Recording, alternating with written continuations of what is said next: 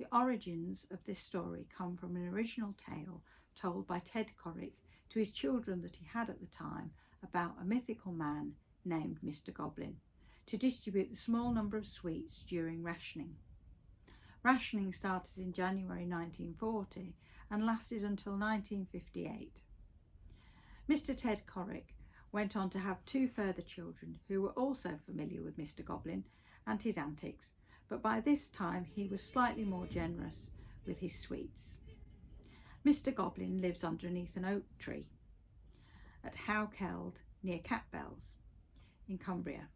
Mr. Goblin can be described as quite loud, small with one leg longer than the other, which helped him climb the oak tree he lives in because it coiled. He's quite stern, but a cheerful character who wears bright coloured clothing. He's also known to become invisible, especially to children, but never to Ted Corrick. Mr. Goblin loves the Lake District and can often be seen walking on Catbells. Although his sweet factory was underground, it was reported that some of his sweets came from Egypt. He would hide sweets during rationing under Ted Corrick's hat and other random places. Rationing for sweets was limited to 12 ounces, approximately 340 grams, every 4 weeks. When the years of rationing passed, the tale was retold and passed down the generations to encourage children, grandchildren and great-grandchildren to go on walks and climb mountains. I'm going to tell you a tale Mr. Goblin inspired Mr. Ted Corrick's great-grandson Matthew to write about the day Mr. Goblin moved into his house in the oak tree. A battered for sale sign sits outside a small home by the side of an old oak tree. The home is built into the side of a hill. A small cobblestone wall lines its borders. Mr. Goblin, a larger-than-life character who dresses in bright colours, can be seen approaching the dwelling, nestling beneath a very large oak tree. It is dome-shaped, covered in moss and flowers of every colour. The front door is bright green. He is carrying a heavy blue sack which contains all of his belongings. He takes down the for sale sign and begins to arrange his possessions and decorate his home. There's an array of plant pots, a collection of jars and parcels, a makeshift washing line and various other small details he's added to make his home cosy and inviting. Mr. Goblin, although loves his new home, likes to sit outside and watch the nature around him. As the sun goes down, the place seems to come alive with magic. The old oak tree appears to shine as bright as the stars, which cover the sky, and the light of the moon can be seen breaking through the branches, falling onto Mr. Goblin as he warms his hands by a small pit fire. Mr. Goblin looks up at the sky and decides it's time he went to bed. Mr. Goblin climbs into bed and drifts off to sleep. The faint song of a robin can be heard as everything fades to black. Mr. Goblin is awakened by the beating wings of a flock of birds he can hear on the old oak tree branches. He jumps out of bed and rushes outside to see the tree is covered with a large murder of crows, all flapping their wings and cawing loudly. Mr. Goblin is extremely annoyed that the birds have woken him and proceeds to flail his arms about and yell incohesive nonsense at them. The birds are startled and can be heard flying away hastily. Mr. Goblin heads back to bed for a restful night's sleep. A new day dawns over the oak tree, and Mr. Goblin is hard at work wrapping sweets with brown paper and string. Once he's gathered a bunch of these parcels, he sets out for the oak tree, following paths all over the hillsides. As Mr. Goblin journeys through the countryside, he leaves a number of these parcels he's prepared in little nooks and crannies along the path he's taking over Catbells. The parcels all have small name tags attached, each addressed to someone different. Mr. Goblin takes in the beautiful scenery full of mountains, wildlife, trees, flowers, hills, lakes and streams that he can see on his travels, and is thankful to live in a beautiful place. After a long, hard day's work, Mr. Goblin returns to his home under the oak tree. The large murder of crows has returned to the tree, and Mr. Goblin discovers that his home has been ransacked. Torn open parcels and broken plant pots lay scattered about. The cawing of the crows is louder than ever before. Deeply enraged by what he sees, Mr. Goblin locks eyes with the crows like cowboys at dawn. He bursts into a fit of madness as he flails his arms once again at the crows, but they take little notice of him. His temper rising, Mr. Goblin raises his hand and cries out in an ancient language. As he does so, the old oak tree bursts into flames. The sound of crows flying away can be heard as they caw and break. After some time, the flames begin to die down, leaving the old oak tree blackened and burnt, with no leaves left on its branches.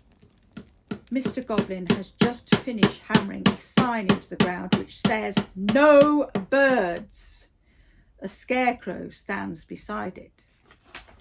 He heads inside to bed, as there is a harsh chill in the air. There are no stars or moon out, and the oak tree stands in darkness. The following day, Mr. Goblin is picking through his tattered belongings. He looks up at the old oak tree. There are no crows perched among its branches, but the branches are still scorched by the fire he caused. Filled with remorse for what he's done, his knees grow weak and he slumps to the ground, staring up at the sky, very sad indeed. As Mr. Goblin lays on the ground, he hears a joyful bird song and looks over to see a robin carrying a singular acorn. He sits up quickly and stares at the robin, which sings softly, dropping the acorn into his lap. Some time later, Mr. Goblin can be seen sat outside his home, warming his hands on the fire pit. A large stack of parcels beside him. A new oak tree stands tall, glistening in the light of the star, and his home has been fully repaired. The anti-bird sign and scarecrow has been removed, but there isn't a crow in sight. Perched next to Mr. Goblin and singing merrily is a little robin.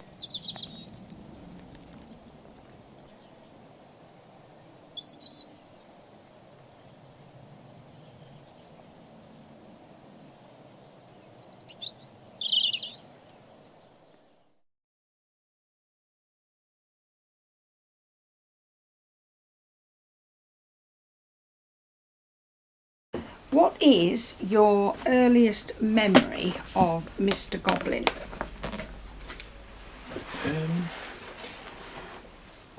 It's Dad returning from shopping, and he'd come into the house and he'd take his cap off and a couple of sweets would drop down, and that was Mr. Goblin had put them there. It's because sweet rationing meant that the 2 ounces a week that we were permitted amounted to this many licorice all sorts,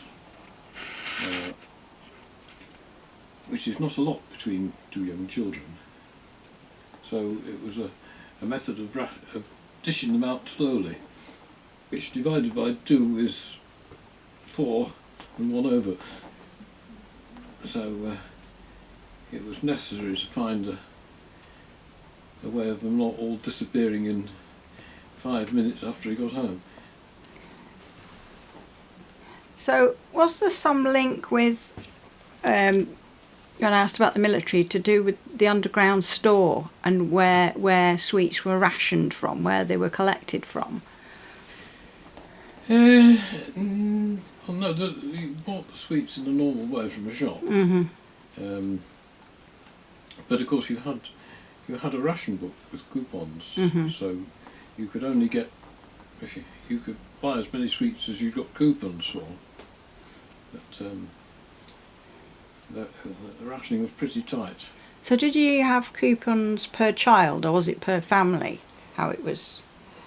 I think it must have been per child. I'm not sure. Do you know where Mr. Goblin lived? Well, Mr. Goblin was everywhere, but he had his home was in the branches of an oak tree in the lower part of Newlands Valley, and the story expanded because Joe, being that little bit older, would ask questions. You see, how did you manage to get up so high into this oak tree? And the answer was that he had one normal sized leg and one long leg, which would coil and uncoil so that he could stand on the ground and this leg would uncoil and lift him up, and then when he got up and sat on the branch, the leg would coil up again. When did you first use, or did Mr. Goblin appear to your children? He was very useful in encouraging children to walk, because they're not always that keen on walking. So the fact that there might be sweets 50 yards up the path was quite an incentive. Can you remember a walk that he was particularly prominent on?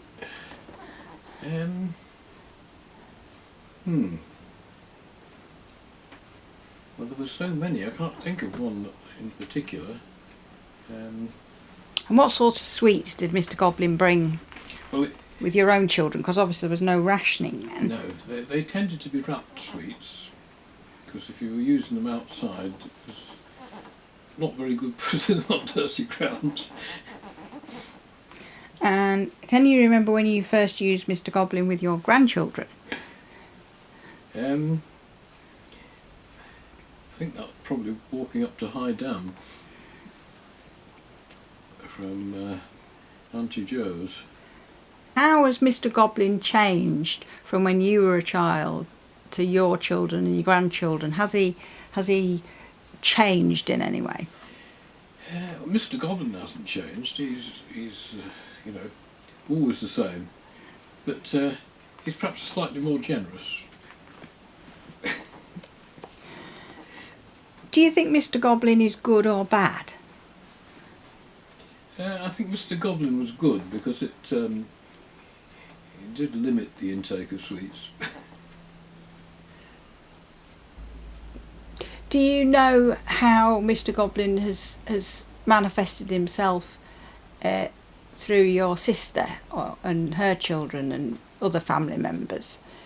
In very much the same way, I think. He seems to be quite consistent in his methods. Did Mr. Goblin's gift changed if the children got to the end of the walk or to the top of the hill? They might expect a little reward. And is there anything else you can think about Mr. Goblin that you can remember? Well, only that he was remarkably agile, because you know, they'd say, "Oh, he's over there behind you," and he'd always gone by the time we looked round. And did Mr. Goblin have any special powers or magic skills? Well, I think manufacturing sweets under an oak tree is quite a special power. and managing to distribute them. Because obviously it didn't come just to us, it went to all the other children as well. And in your mind, what does Mr. Goblin look like? Well, I think he looks like the Enid Blyton sort of goblin, you know, very colourful clothing. He was obviously a very, although he was quite small, he was a larger-than-life character.